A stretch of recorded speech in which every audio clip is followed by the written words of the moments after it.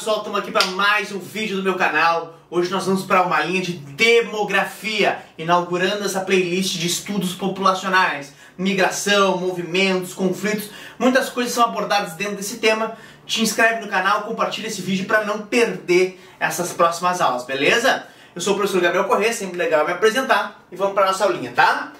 Dentro desse processo, gente, eu estou trabalhando aqui numa aula bem introdutória de demografia. Demografia entendida como os estudos da população, sendo as suas características étnicas, as suas características culturais, o desenvolvimento da questão da natalidade, fecundidade, uma série de comportamentos e movimentos que envolvem a nossa população, nosso povo, né? Podem ser analisados a fins estatísticos. E isso é o mais importante.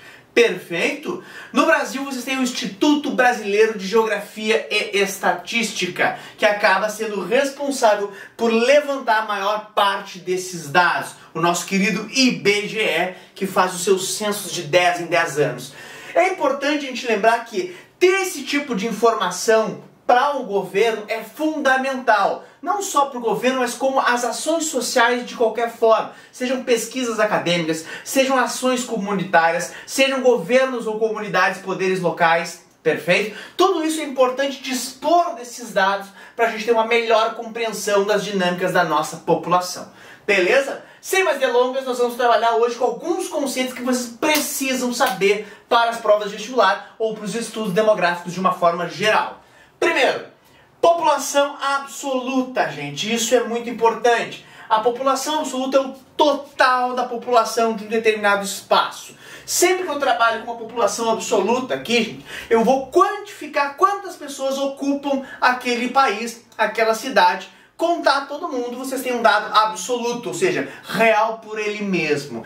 Quando eu tenho uma população absoluta muito elevada, eu chamo esse país de populoso, ou seja, tem muita população, como é o caso da China, da Índia, perfeito? Que são países que têm uma população extremamente elevada. Os Estados Unidos também. O Brasil aparece em quinto lugar, com a população de hoje mais ou menos 212 milhões de brasileiros, né? Então são países muito populosos, países que se destacam aí neste sentido.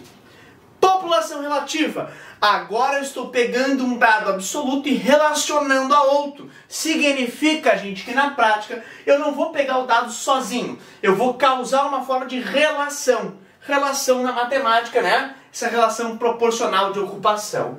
População total sobre a área. Eu vou problematizar a presença, a ocupação territorial no seu quesito estatístico. O Brasil é um país que é muito populoso, mas a área brasileira é muito grande, supera 8 milhões e meio de quilômetros quadrados. Isso é o suficiente para que a população relativa do Brasil, a sua densidade demográfica, acabe ficando baixa, mais ou menos 24 habitantes por quilômetro quadrado. Agora, se eu pego um país que nem é tão populoso, mas o território é bem pequenininho, esse país pode ter um número de habitantes por quilômetro quadrado muito elevado, como é o caso, por exemplo, de Mônaco, com mais do que 16 mil habitantes por quilômetro quadrado, superando muito o Brasil, sendo que é um país bem pequenininho. Perfeito? Cabendo aí dentro de alguns municípios brasileiros mais espraiados. Então, dentro desse processo, o país que tem muita densidade demográfica é um país povoado. Muita população pela área. Fechou? Entendo que a relação aqui é com a área, aqui é absoluto, para não ter erro, né? Países como a China, a Índia, o Brasil acabam tendo um território muito grande e não figuram entre os principais mais povoados. Tomem cuidado para não se confundir nisso, tá? Na questão da população relativa também tem um outro termo que pode aparecer para vocês. Ecúmeno e anecúmeno. O que é ecúmeno, gente? Ecúmenos são espaços mais propícios à ocupação, historicamente falando e tecnicamente falando, perfeito? Isso faz com que esses ambientes ecúmenos sejam espaços de grande concentração populacional. Vales de rios, zonas próximas ao litoral, as atuais zonas urbanas, são ambientes que agregam muita população em poucos metros quadrados, são os ecúmenos. propícios à ocupação. Quando eu falo em anecúmeno, gente, eu já começo a ter uma densidade bem mais baixa, população mais espalhada, eu não tenho uma concentração. Zonas de vegetação muito densa geralmente não tem presença populacional tão grande, até porque a ocupação muitas vezes vem a degradar a paisagem, né?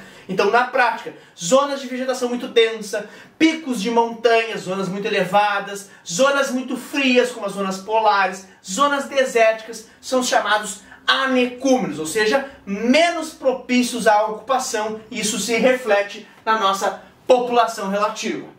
Vamos para a taxa de natalidade, agora começando com as taxas. As taxas, gente, geralmente elas vão trabalhar da seguinte forma: eu vou relacionar dois dados para entender um comportamento demográfico. Aqui os dados a serem relacionados são o número de nascimentos que eu registrei em um período determinado, geralmente um ano, e a população total. Beleza? Isso é bem importante. Relacionando esses dois dados, eu vou chegar na seguinte estatística: quantas pessoas nascem a cada grupo de 1000 habitantes? Ou seja, quando eu tenho 1000 habitantes que já existiam, quantas pessoas nascem a cada grupo de 1000 habitantes?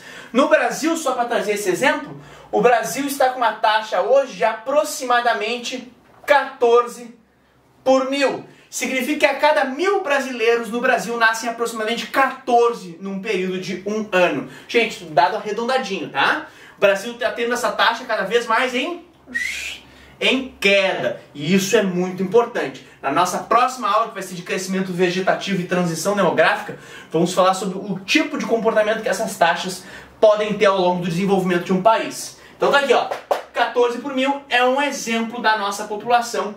14 brasileiros nascem a cada 1000 habitantes que já existem. Fechou? Imagine isso, uma população de 210, 211 milhões de brasileiros.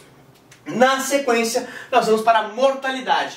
É a mesma lógica, gente, só que a ideia da mortalidade aqui é que eu vou trabalhar principalmente com, em vez de somar as pessoas, eu vou subtrair, né? Então, a mortalidade é o número de mortes sobre a população total vezes 1000, ou seja, quantas pessoas morrem a cada grupo de 1000 habitantes. Deu para entender? Essa tendência sempre, né, na maioria das vezes, medida em um ano.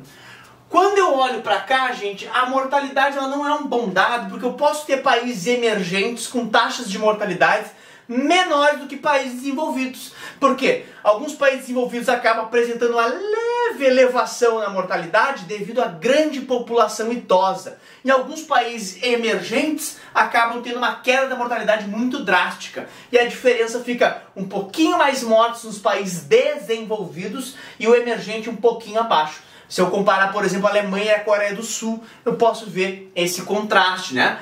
Mas não é por aí que eu tenho que analisar a mortalidade. A mortalidade deve ser analisada sempre com a causa da morte. E aí eu vou identificando os problemas sociais.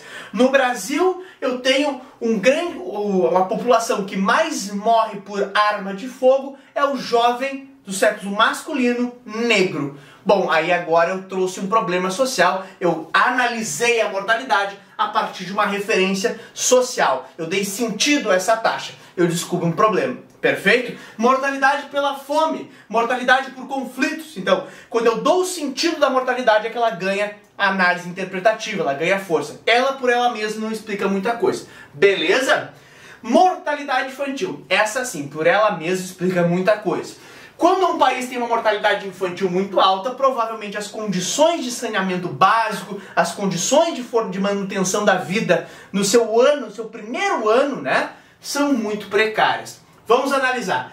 Mortalidade infantil é o número de crianças que morrem antes de completar um ano a cada 1000 nascidas vivas. A cada 1000 crianças que nascem vivas, nós vamos fazer uma medição aqui, vamos ver quantas delas não completam um ano, gente, um ano, o ano mais básico da nossa vida, né? O ano mais fundamental. A criança no seu primeiro ano acaba perdendo a vida por condições precárias de saneamento e outras questões sociais que a gente poderia envolver. Países desenvolvidos têm mais ou menos, aqui nessa taxa, entre 3 a 4 crianças que não completam um ano. Perfeito?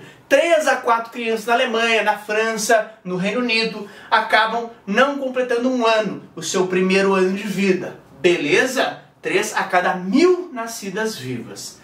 Fechou? Num país como o Brasil já tinha no início dos anos 90, final dos 80, uma taxa que beirava 30 e poucas crianças. 33 crianças mais ou menos. O Brasil tinha, a cada 1000 nascidas vivas, 33 acabavam morrendo. É considerada, para um país emergente, uma taxa elevada. Beleza? Dentro desse processo, o Brasil, dentro de políticas sociais, atuação direta nessas comunidades, avanço do saneamento, né, e um papel do Estado fundamental nisso, nós vamos ter a diminuição dessa situação, e o Brasil hoje figura em abaixo de 15 crianças a cada 1000, perfeito? Cortou pela metade, sendo uma das metas do milênio, uma das mais importantes, né? A redução da mortalidade infantil. Isso vai diretamente ao combate à pobreza e no saneamento para todos, né? Dentro desse processo tem países que estão em situação ainda pior. País como é o caso do Afeganistão, que chegou a figurar mais ou menos 125 crianças a cada 1000, gente. Então, a cada 1000 crianças que nascem vivas, 125 crianças em alguns anos vieram a morrer antes de completar um ano. Então é um dado realmente muito grave, muito pesado, mas fundamental para a gente ter uma compreensão dos problemas sociais de cada lugar. Gente, confusão básica que até prova de vestibular faz: fecundidade e fertilidade. Tem questões de vestibular, tem livros didáticos, tem textos que vocês vão ler aí que geralmente vinculam essas como se fosse a mesma coisa, ou refletindo mais ou menos a mesma coisa. Na prática são conceitos diferentes. Fecundidade é o número médio de filhos por mulher em um determinado período, perfeito? Então, a fecundidade vai avaliar o número médio de filhos por mulher. Exemplo, o Brasil dos anos 40, do final dos anos 30 e anos 40, tinha uma, mais ou menos, em média, por mulher em idade fértil, o Brasil tinha mais ou menos 6,5 filhos. O 0,5 é por causa da média, né, gente? Então, tinham famílias com bem mais de 6, tinham famílias com bem menos de 6, e a média ficou ali 6,5. Hoje a fecundidade brasileira é de 1,8. Perfeito? 1,7. Significa que o Brasil já está abaixo da taxa ideal. Ideal. O que é o ideal? O casal se substituir, né? Ou seja, promover 2 filhos. Isso é uma taxa ideal estatística, né? A gente sabe que tem diversos fatores que acabam, né, culturais, etc., que poderiam ser problematizados aí. Na prática, a gente tem aí o Brasil com menos do que a taxa de reposição já. Mas a população brasileira segue crescendo, porque a nossa natalidade ainda é maior que a mortalidade. Beleza? Tranquilo? Só para vocês saberem, a mortalidade brasileira, grosso modo, aqui, ó, está em 8 por 1000. Fechou? Dentro desse processo aqui, gente, temos fecundidade, número médio de filhos por mulher. Fertilidade é a quantidade de mulheres em idade fértil. Tanto posso fazer esse dado de forma absoluta quanto proporcional. Significa que o que interessa aqui é o quantas mulheres em idade fértil eu tenho compondo a população. Quantas mulheres adultas eu tenho compondo a população. Então, eu posso ter alta fertilidade, como vários países europeus têm, sem refletir isso em uma alta fecundidade. Beleza? Então, essas duas coisas são relacionáveis, mas são distintas. Tranquilo, gente? E por último, as duas formas de crescimento. Nós vamos explorar esse crescimento natural na próxima aula também. Crescimento natural, gente, o que é? É o crescimento vegetativo, anotem isso. Crescimento que a população tem através da diferença entre quem nasce e quem morre. Pega a taxa de natalidade e subtrai a taxa de mortalidade. Nós vamos ver se esse saldo é positivo ou negativo. A população está naturalmente crescendo ou naturalmente, né, diminuindo. Beleza? Alguns países desenvolvidos podem atingir um nível de idosos, uma composição etária, onde a população idosa é tão mais elevada, tão destacada, que o crescimento vegetativo fica negativo. Tem mais pessoas morrendo do que nascendo. Beleza? Mas isso é um problema que eu vou analisar nas próximas aulas. E o crescimento real, ele não pode só pegar quem nasce e quem morre, porque as pessoas vão embora ou vêm para o país. se acrescenta o saldo migratório, SM. Saldo migratório mais crescimento vegetativo dá o nosso crescimento demográfico. Gente, a aulinha mais rápida que eu pude fazer, mas tentando aprofundar o suficiente para vocês matarem essas questões ou até para desenvolver o conhecimento aí para quem está estudando no nível fundamental ou ensino médio, beleza? Beijo para vocês, curte, compartilha, se inscreve no canal e ativa o sininho aí. Valeu!